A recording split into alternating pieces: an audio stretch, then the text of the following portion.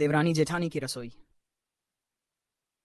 गांव में एक पुरानी परंपरा थी जहां घर की बड़ी बहू यानी जेठानी और छोटी बहू यानी देवरानी मिलकर रसोई का काम संभालती थीं। इस परंपरा में हर घर की रसोई में कुछ अनकही कहानियां और रिश्तों की गर्माहट घुली होती थी। पंडित रामशरण का परिवार बहुत बड़ा था। उनके दो बेटे थे, मोहन और सोहन। मोहन की पत्नी शीला जेठानी थी और सोहन की पत्नी कमला देवरानी। जेठानी शीला स्वभाव से सख्त और अनुशासन प्रिय थी, जबकि देवरानी कमला विनम्र और सरल थी।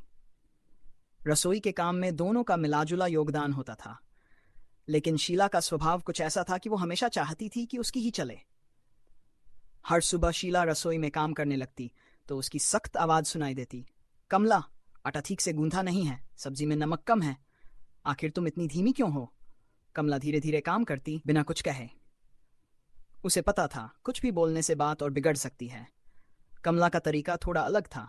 उसे खाने को बड़े प्यार से बनाने में मजा आता था, जबकि शीला को जल्दी काम निपटाना पसंद था। शीला की आवाज फिर गूंजती, कमला, ये सब इतने धीमे कैसे कर सकती हो, समय देख रही हो ना। एक दिन गांव में बड़ा आयोजन था, पंडित जी की बेटी की शादी। मेहमानों की संख्या बढ़ गई थी और रसोई में काम का बोझ भी। शीला ने हमेशा की तरह तेजी से काम संभाल लिया, जबकि कमला धीरे धीरे सब्जियां काटने लगी। शीला ने कहा, कमला, इतनी देर क्यों लगा रही हो, जल्दी करो, मेहमान भूखे होंगे। कमला ने इस बार चुप रहने की बजाय सिर्फ मुस्कुराकर जवाब दिया। उसने सोचा, आज मैं अपने तरीके से काम करूंगी, देखती हूं क्या होता है। थोड़ी देर में रसोई से पकवानों की खुशबू फैलने लगी। जब खाना तैयार हुआ और मेहमानों ने चखा तो हर किसी के मुंह से निकला, वाह, आज का खाना तो लाजवाब है, ऐसा स्वाद पहले कभी नहीं मिला। पंडित जी की बेटी के ससुराल वालों ने भी तारीफ की, बहू ने तो कमाल कर दिया, खाना गजब का है। यह सुनकर शीला भी चौंक गई। उसकी सख्त स्वभाव के पीछे भी एक हल्की मुस्कान छिपी थी।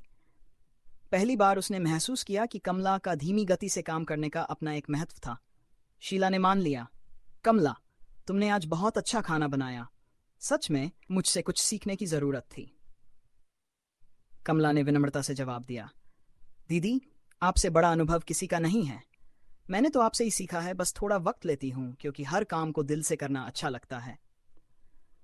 उस दिन के बाद से दोनों बहनों के बीच का रिश्ता बदल गया। अब रसोई में सिर्फ काम नहीं होता था, बल्कि हंसी ठिठोली, आपसी समझ और एक दूसरे के लिए सम्मान भी था।